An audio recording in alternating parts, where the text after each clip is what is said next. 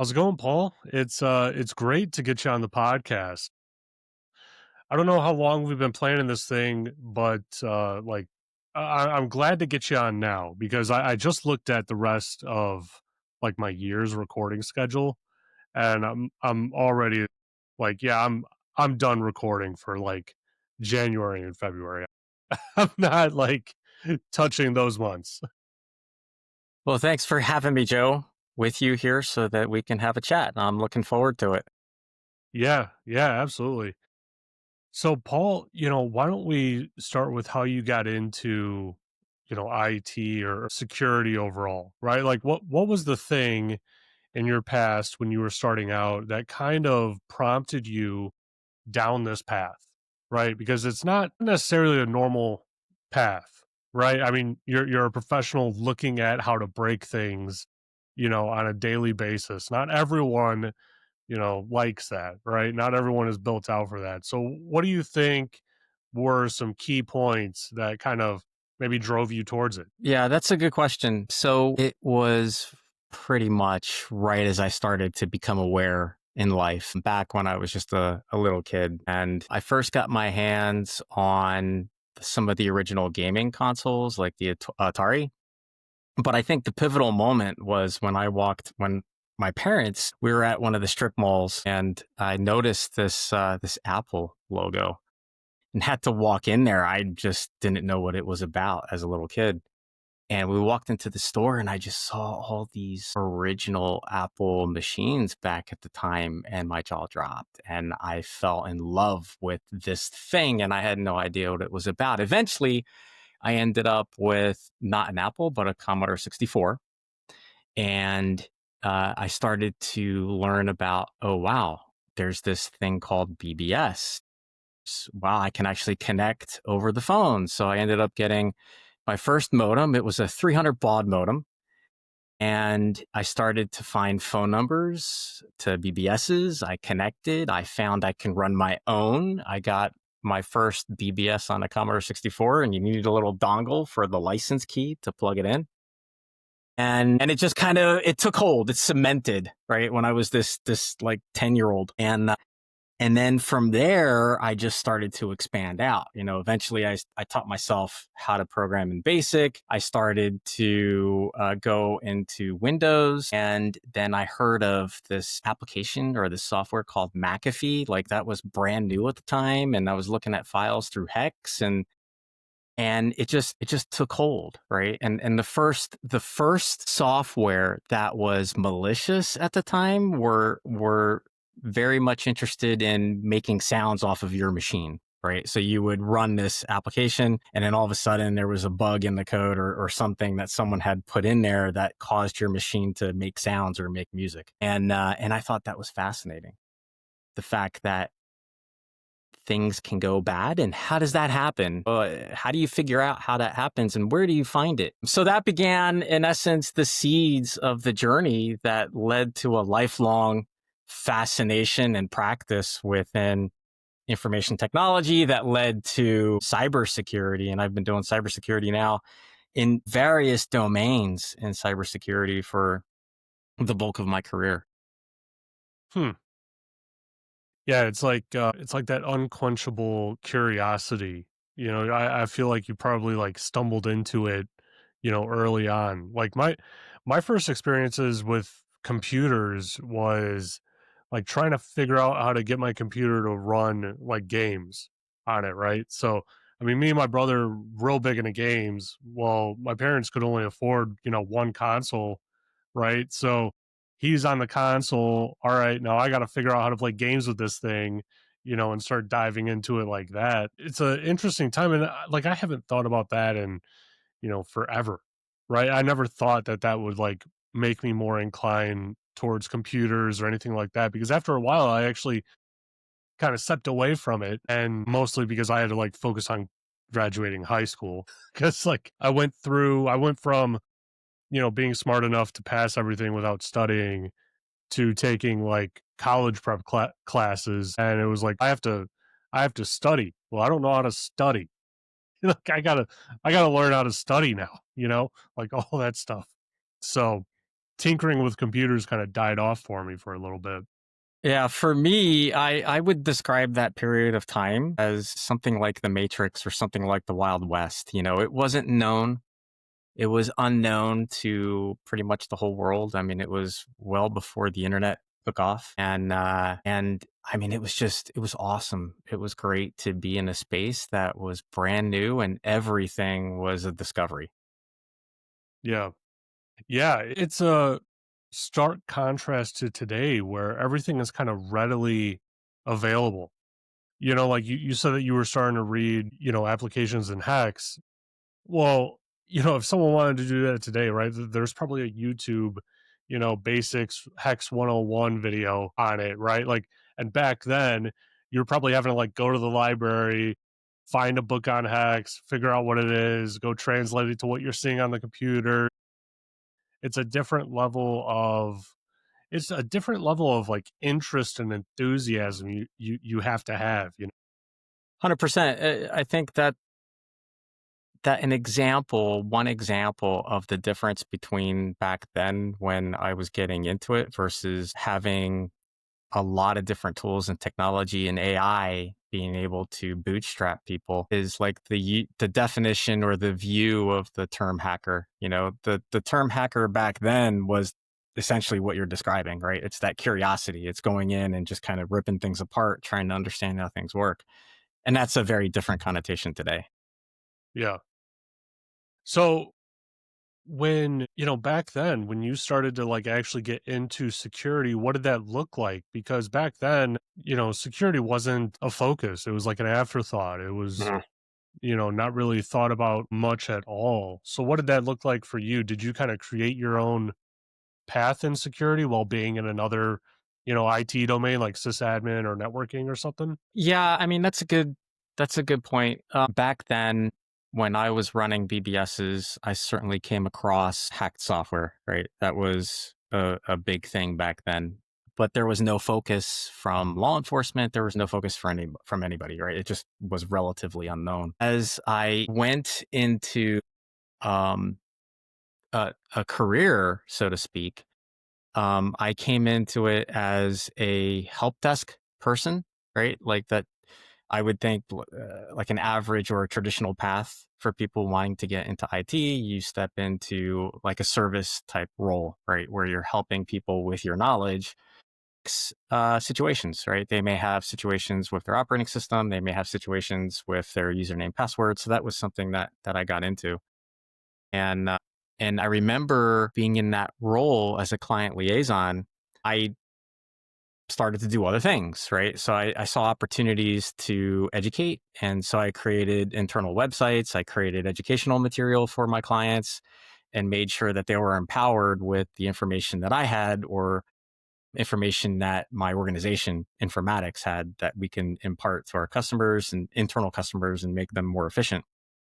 Um, but at that same time, I remember we had like one of the big worms hit and it just fascinated all of us.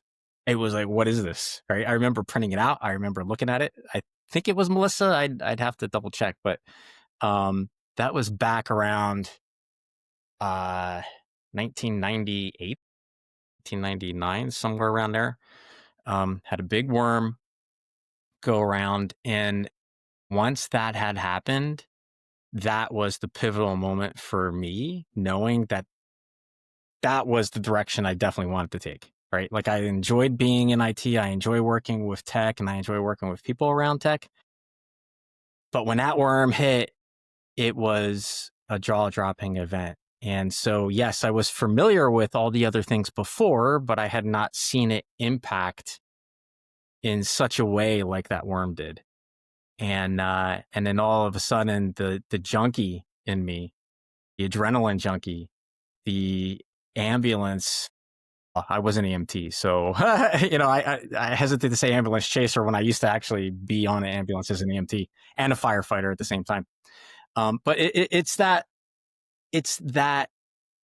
curiosity, it's that fascination of something was done with the intention to cause harm, right? And I don't want that.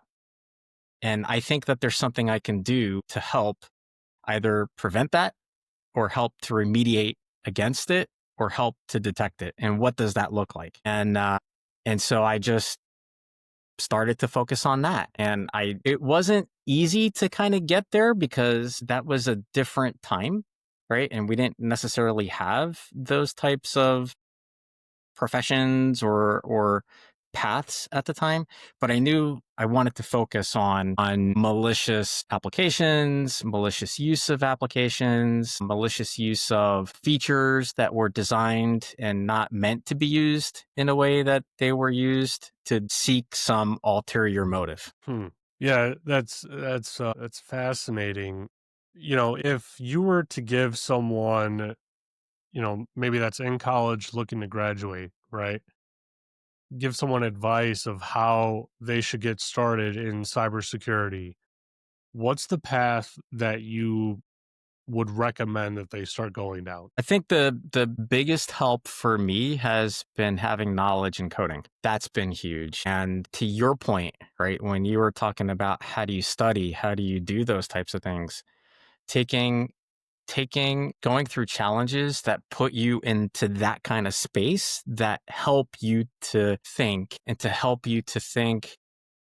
I hesitate to say programmatically. I have a math degree. So math going through that math program helped me to think in a way that I didn't think before, right? I had to do proofs, I had to do theorems. And so it forced me out of my comfort zone into a place that I had to work hard to try and understand. But fundamentally, that was critical, right? Because when you step into cybersecurity, especially in what we do, right, where we focus on vulnerability research and we focus on things like the 0 day earlier this year that targeted SAP, that really requires out of the box thinking, right? That requires you to be able to think in ways that are out of the box. And so that's one, right? Is to understand code, I think is important.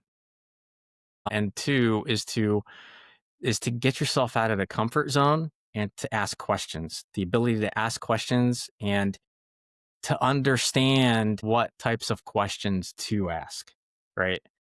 So that's kind of like the conceptual level, right?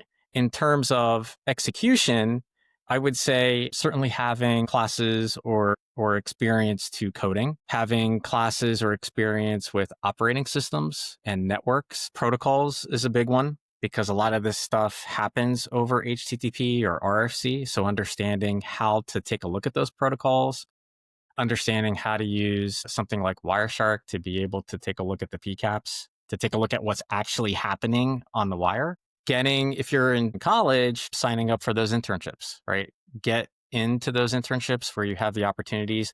If you don't have an opportunity to work in cybersecurity, try to get something where you're working in IT, right? Because that's still getting you that exposure. And that's something that you can quantify on your resume. And that's something that you can build upon that gets you into those initial positions. The other side too, that I encourage people is you may take a look at an entry level position, right? And it may say, oh, you need this kind of experience or that. I challenge you to apply for it anyway, especially if you have that passion and curiosity, because I, for one, when I hire people, I look at, um, I look at the 3 A's. I take a look at the attitude, approach, and the aptitude, right? So so you may not necessarily have the background. You may not necessarily have the experience, but if you show me that your approach is there, that your attitude is there, and that you have the aptitude to learn this stuff, you're in, right? Because I want people who are engaged. I want people who are passionate and who have that curiosity. Because that's when you bring that and you're part of a team that has that, great creative things can happen. Yeah.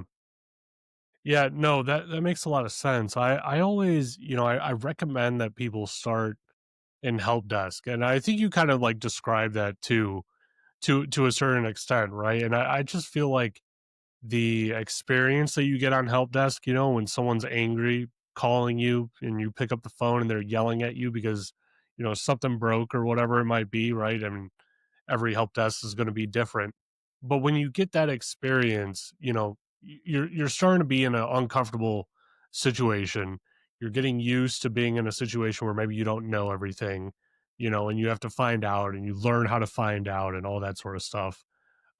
It pays dividends, later on down the line in security when you're talking to a developer and they're very opposed to you deploying a WAF on their application, that's public, right? Like they're very opposed to it because it breaks all this different functionality, and now they have to, work with you to build it into the WAF to allow it and everything else like that. I mean, I was I was deploying the AWS WAF at a company, a large automotive manufacturer, and I got on a call with like 150 devs. It was like the only call because everyone was having alleged issues with the WAF that they didn't want to deploy it a certain way, or they didn't want to like have a certain functionality with it or whatever it was.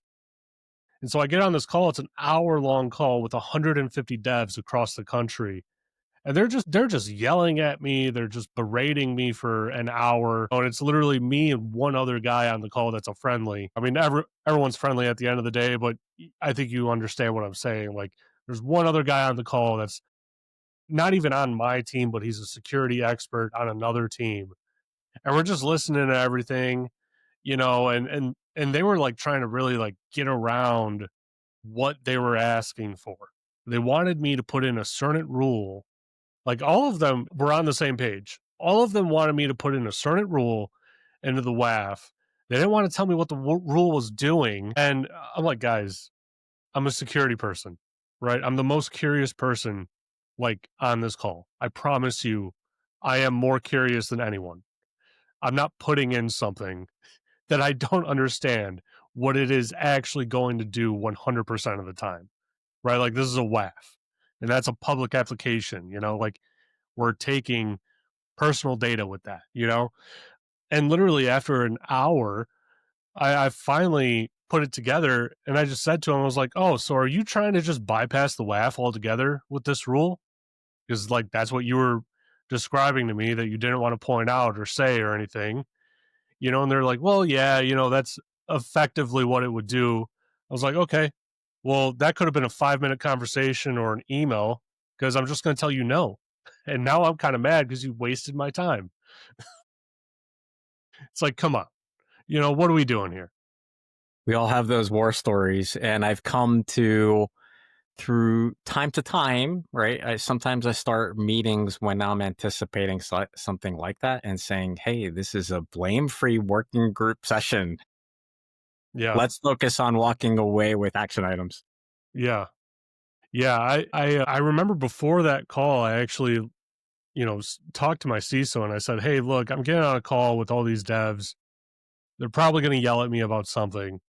I'm sure you will hear about it during or after or whatever.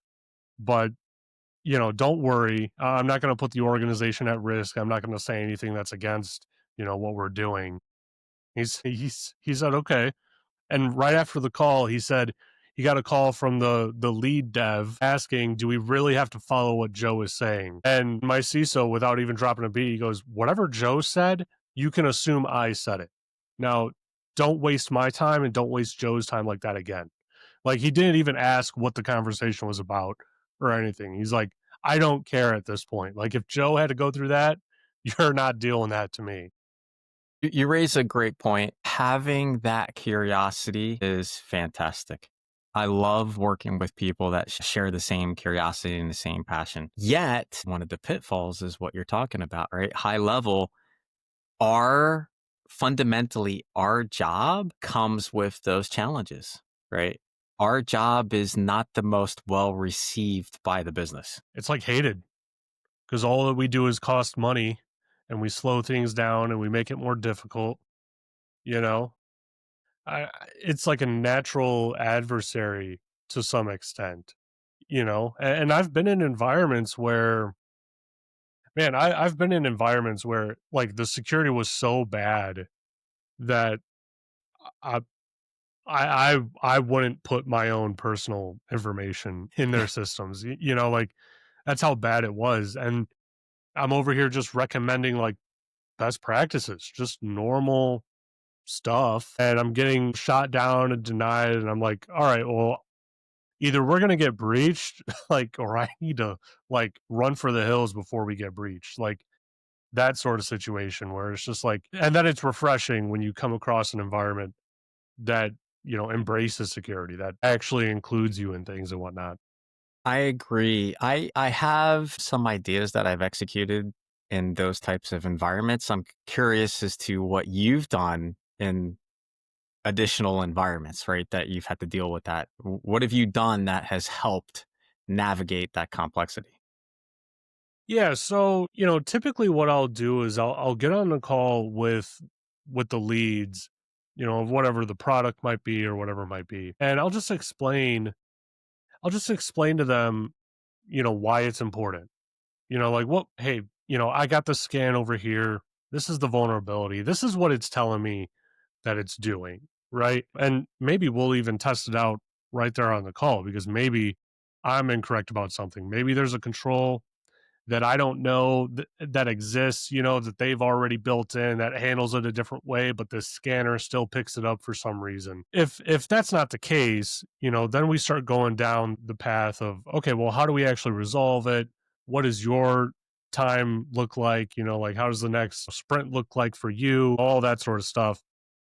And really over communicating, right? So I'll do that call and then, I like to hold people to what they're telling me. So I'm sending a follow-up email with potentially, their manager or my manager on it. Like, hey, we had this call, we discussed this, we agreed on this. Moving forward, it should be done by this date, right?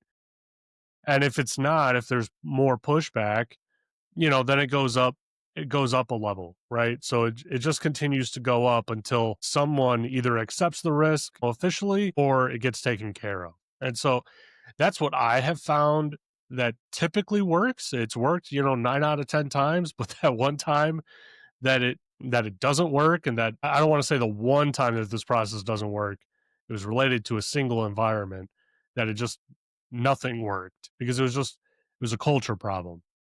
Yeah. They were more focused on delivering features rather than sacrificing any sort of functionality in any way. Yeah, for me, I was both in the IT perspective when dealing with the risks that were called out, as well as from the engineering perspective. So when I was the head of the SOC, I had to handle it from the perspective of, okay, here's the CVSS score, right? Here's how it's going to impact our systems, and here's the risk for us internally, right? So we need to prioritize this. We need to figure things out. And so to that end, it did involve a lot of what you're saying, especially the over communication and the transparency.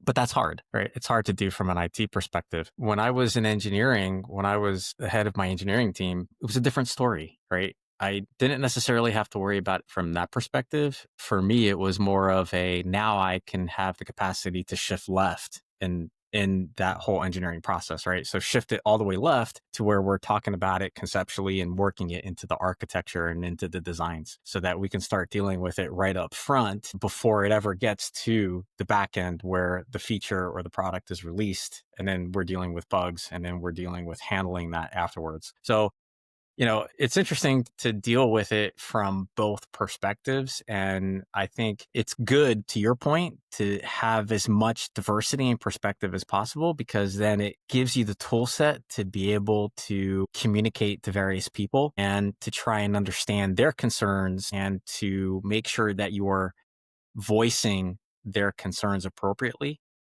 so that they understand you understand and that you're addressing it in a way that is amenable to them and it's amenable to the customers and it's amenable to the business, right? So sometimes in our position, we have to kind of juggle that relationship too. Yeah, I feel like that's a part that's often missed, in security, where we're more focused on telling someone no Mhm. rather than hearing their reason behind it and, understanding where they're coming from. Sorry, I'm like still getting over a cold that my kids gave me last week. It was very, very frustrating for me. It's like, and they're both home at the same time, sick with the exact same thing. It's like, oh my gosh, I've been lucky. My kids have been sick, but I've gotten nothing. man. Yeah, well, my kids, they're little, right? So 2.5 and 6 months old, And so my kids, when they get sick, all that they want to do is sit on my lap. So it's like inevitable that I'm going to get sick as well. It's just, come on. Yeah. Definitely been down that road. And I was walking past one of my kids the other day and he coughed right into my eye. Yeah. Jeez. Kids, man. It's the joys of having kids, you know? I It's love being dad. Best job on the planet. yeah, for sure. It's absolutely my most favorite thing. If I could stop everything else and just be a dad, that'd be amazing. But I didn't marry a lawyer, so can't do that. Well, Paul, like I wish I would have met you earlier on in my career when I was trying to get into, cybersecurity, because I'll tell you, it took me 2.5 years to actually get into cybersecurity, and I was trying everything. I was on the help desk and I was forcing my way into doing vulnerability management for the company that I was at without having a security title. And I was getting certifications at the time. I was working on my master's at the time. I was applying to everything that said security analyst in the title, like any low level title. I had hundreds of applications over 2.5 years. And it took me that long because not many people were willing to take a quote unquote risk on me when I didn't have experience with Splunk, or I didn't have experience, with Carbon Black or whatever, the tool was in their environment. I'm just sitting here like, I don't know how else I can prove to you that I'm ready to learn when I just don't have $10,000 laying around to pay for a Splunk license to deploy it in, our environment for 30 days, to learn it, right? Like, and how much am I really going to learn if I do that, right?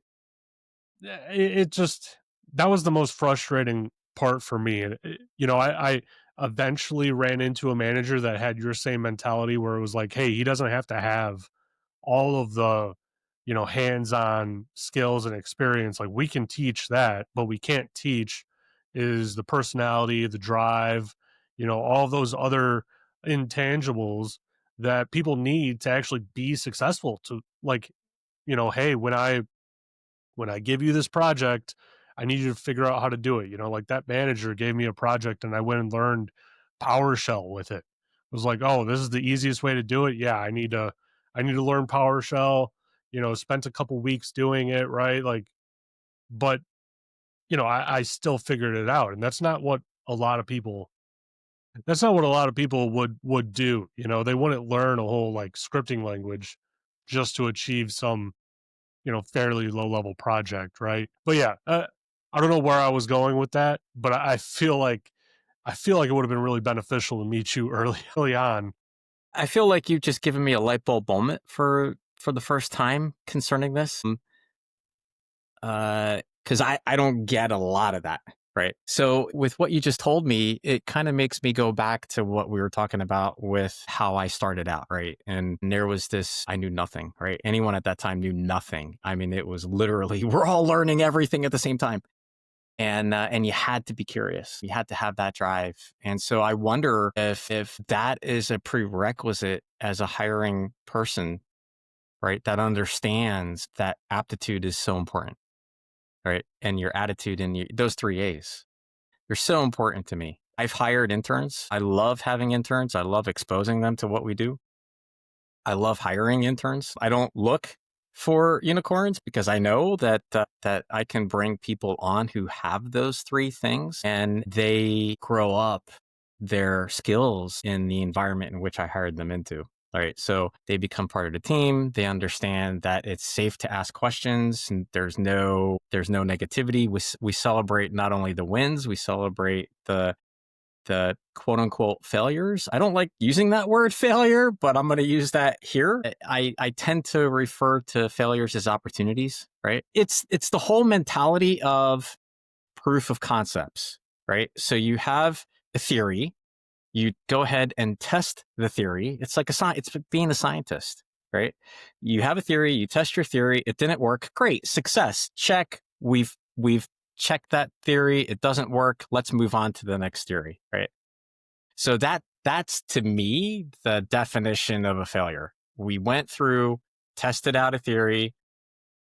Let's take a look at how we tested it. It didn't work. Great. If it did work, we continue on with it. Right. So I do believe in giving anybody and everybody opportunity so long as they have the attitude, the aptitude, and the approach. If their approach is they're going to interrupt people, right? If their approach is they don't like to repeat themselves. I like to hire people and have a team where it's okay to ask questions. It's okay to repeat yourself, right? Because we have very diverse teams. Times not everyone speaks the same language. And even when someone speaks the same language, they interpret it differently, right? What you intend to say might not land the way that it was intended. So it's important to be in an environment where you can go ahead and repeat yourself, where you can rephrase something so that everyone has an understanding, and you drive alignment and calibration, and that allows a team to be able to drive towards its goals. Yeah, I mean, what you're describing there is like people skills.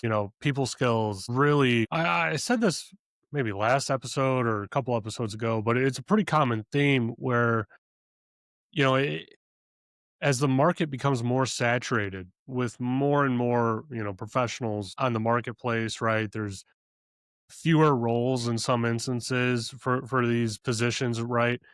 You have to find a way to stand out. And how do you best stand out when you may have the same certification as someone else. You may have the same experience. You may have the same years of experience. The thing that'll help you stand out is the people skills at the end of the day, right? I mean, this podcast helps me in so many other ways other than any sort of money that it brings in, which is basically nothing. It helps me, talk to people, helps me show people skills, helps me almost interview without interviewing, right? Which is hugely beneficial, and it is something that I never ever expected when I started. Like it's just like an added benefit. I just wanted to talk to cool people about interesting things, and that was it, right? But people skills are probably like the easiest way to set yourself apart, because I would rather take someone that knows less or knows very little on a topic, let's say vulnerability management, that can talk really well, that can go and then interact with, the dev team or the engineering team or the infrastructure team and say like, "Hey, can we just get this done?" And before that call, I'm coaching them up like, "Hey, this is why this is important. This is what this means." All that sort of stuff, right? Like that's a I feel like that's someone that is easier to coach up and train and get them into the right position, for them to be successful. I'll give you an example with myself for the position that I'm in at Onapsis, right? Director of Research. For me, prior to Onapsis, I had lived in the world outside of SAP, right? So I had lived in threat intelligence, counterintelligence, doing security operations, doing engineering for threat intelligence, putting out as a product. So when I saw this position a couple of years ago, it captured my eye. I'm looking at the job description, I'm looking at the details. It's this vulnerability research with SAP, which I'm like, this is fascinating. Up until then, I had used SAP as a consumer within a business, right? And so before I had spoken to anybody, I had put my researcher hat on, my curiosity hat on, which is pretty much who I am, and I just started to take a look at Onapsis. Okay, let's see what the Onapsis Research Labs is about. Let's see what these vulnerabilities are. Let's see what the threat reports are. So I started to take a look and analyze and learn and educate myself. And then I started talking to the recruiter, and then I started talking to the chief product officer and the chief technology officer, and I'm asking them all those questions. One of the feedbacks that I got from the head recruiter at the time was that I was one of the few, if not the only, that took the time to actually research, right? So social skills, absolutely important. So is actually researching and being informed when you're talking to the people at the company, when you're interviewing, right? So it's not just, yeah, I want a job, right? It's, hey, all this interesting stuff that you're doing, I love it. And I want to do more. I want to be part of the solution. And when I saw what Onapsis was doing and the impact that they had working with SAP to secure customers worldwide against threats and I saw what SAP actually was, it blew my mind. It brought me back to that time period in my youth, which was, wow, this feels like it's the Matrix, right? It's the world underneath the covers kind of thing. And frankly, with all my peers, none of us were really aware of the ERP space, right? It's something that for SAP, it's something like the basis team took care of, right? And that was also part of what worked for me. It was I approached it from the perspective of I'm not a candidate talking to a recruiter or to the hiring manager. I am having a professional discussion, a professional talk like we are, right? So it was a chat like that where we're talking about my experience, they're talking about their experience, the challenges, all that stuff, and creating a connection. So I think that's part of a secret sauce that can work too. Now, I will caution, right, that as much as those aspects can help find candidates that you might want to hire, it's also something that a candidate can use when they're interviewing to determine if that's a place where they want to be.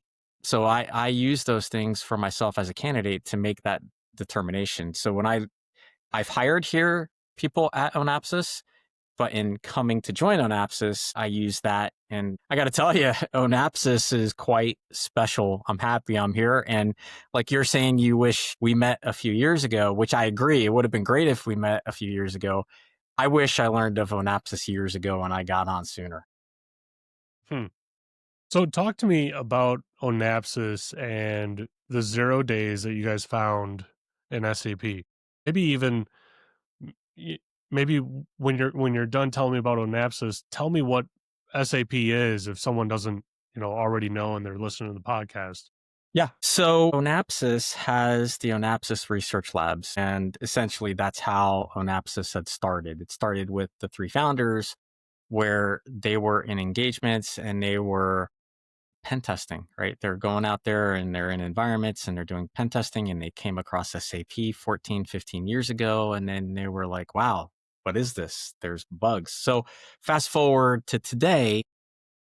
Well, first, I think we're pretty fortunate to have founders who are still with the company that have that research mentality, right? It's great to be in that kind of position. It brings joy to me to be able to do what we do and to have that support from the leadership. Earlier this year, through our SAP Threat Intel network, we captured some activity, right?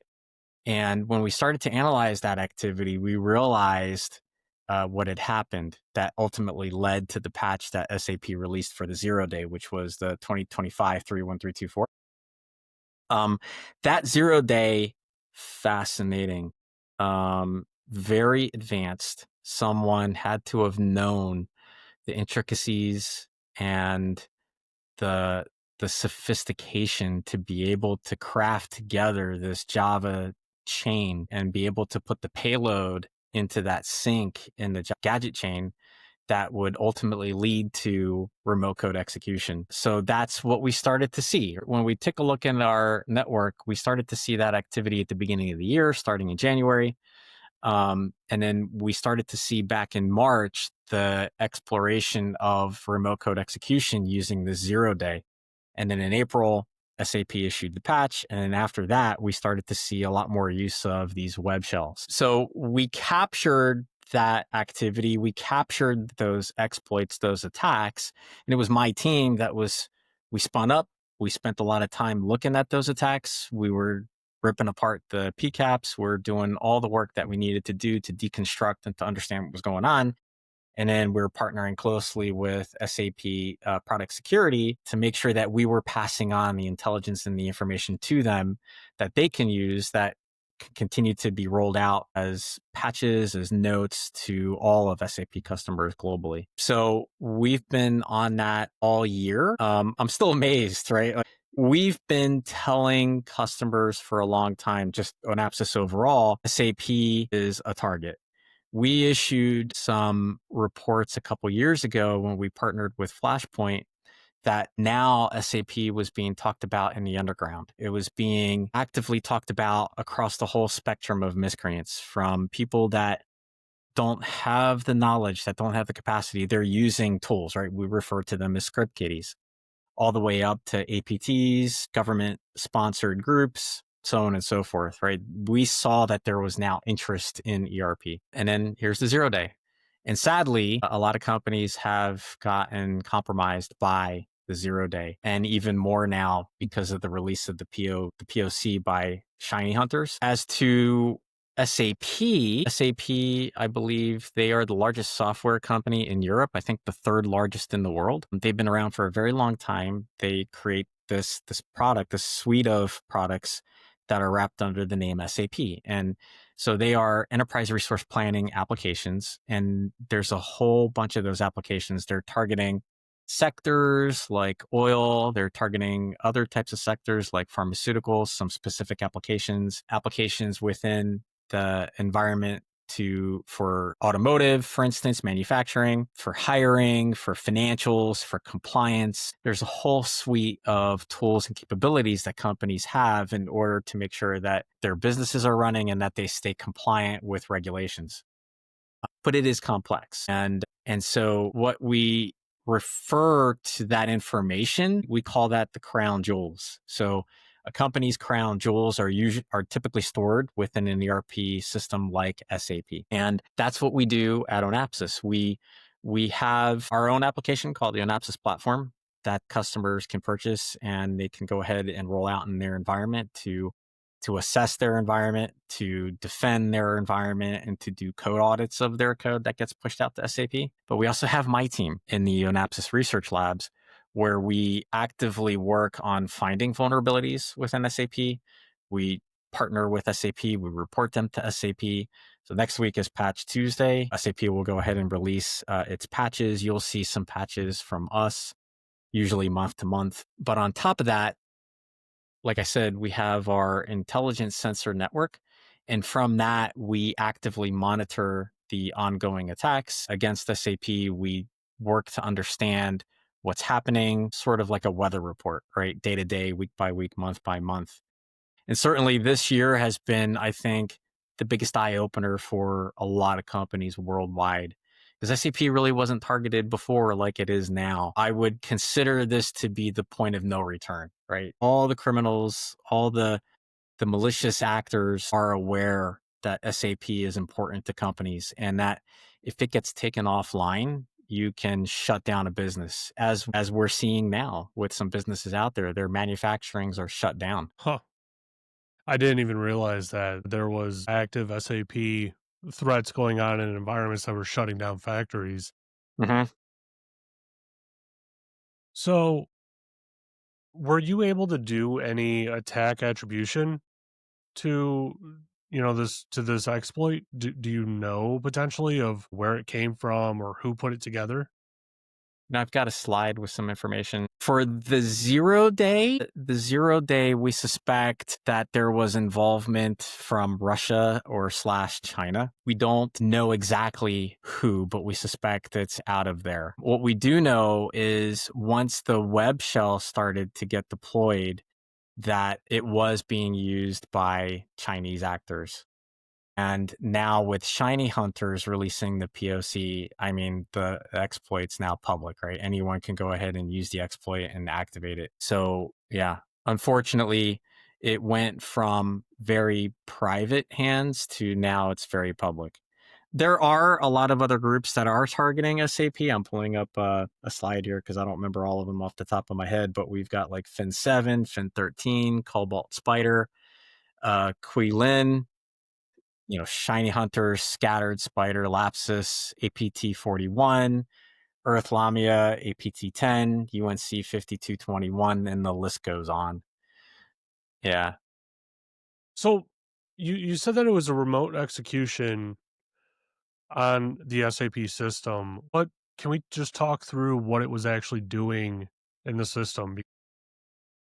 Um, like you alluded that it's pretty complex, right? It required a lot of effort to put it together because they would have had to know a lot of inner workings of this system for them to be able to put this together. So what is it actually doing, and what are some of those inner workings that they would have to understand to kind of like put it into context, for people?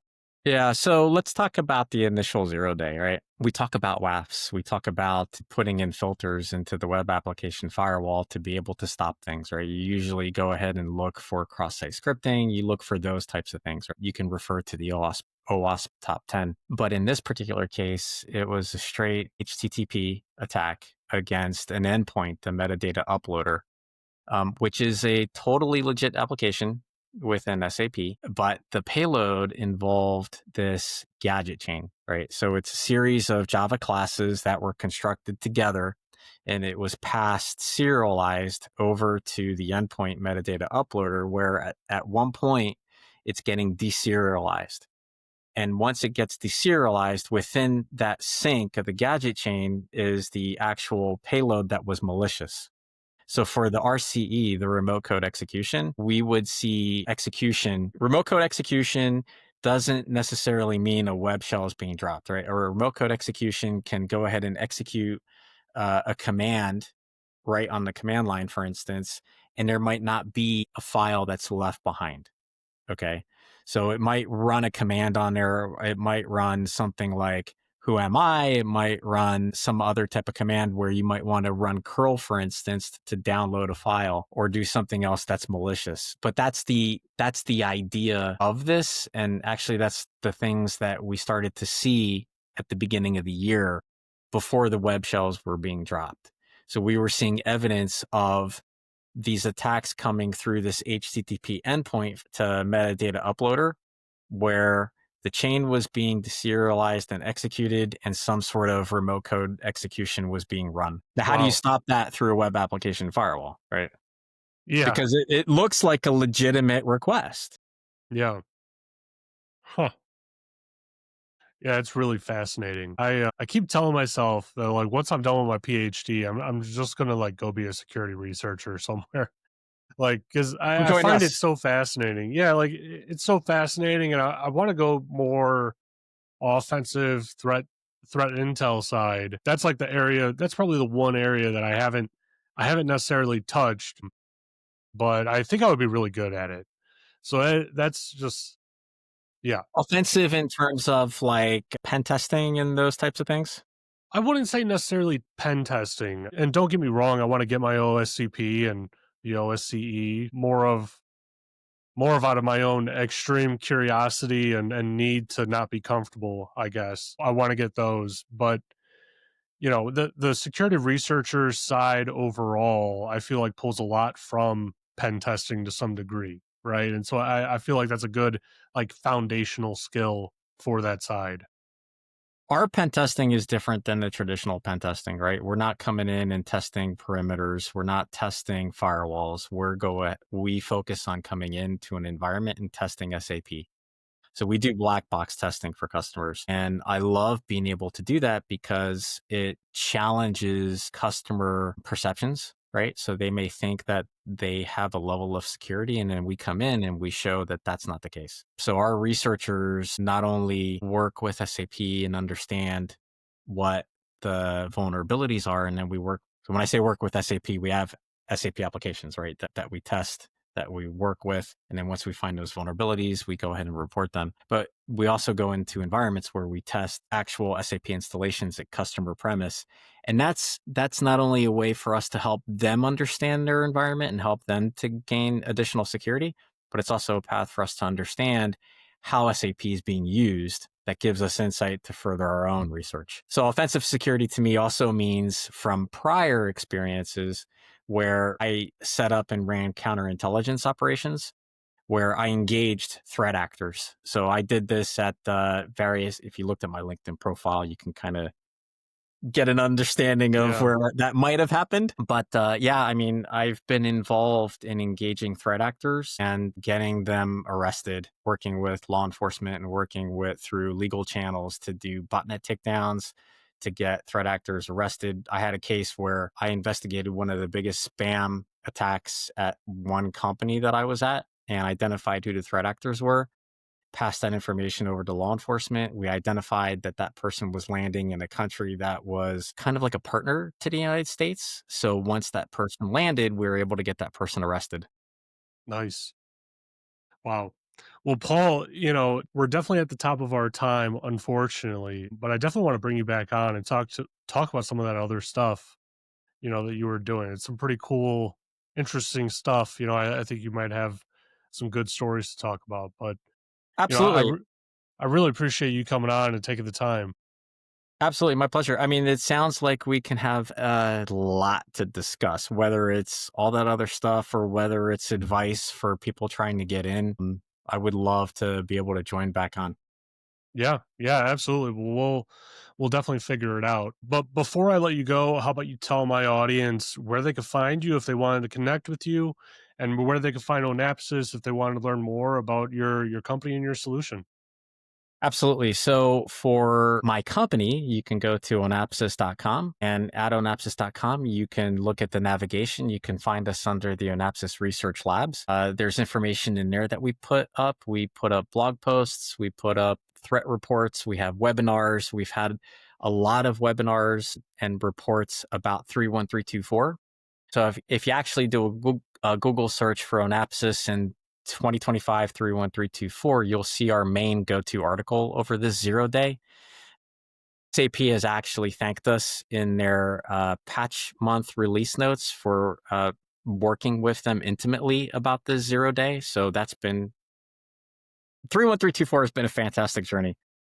For me personally, you can probably reach me out on LinkedIn. So if you do a search, you'll see me on LinkedIn. Feel free to send me an invite. I'd be more than willing to connect with you, no matter over what topic you want to discuss, whether it's SAP security, whether it's offensive security, whether it's security or IT or how to get into this. I'm more than willing to help out. Awesome. Well, thanks everyone. I hope you enjoyed this episode.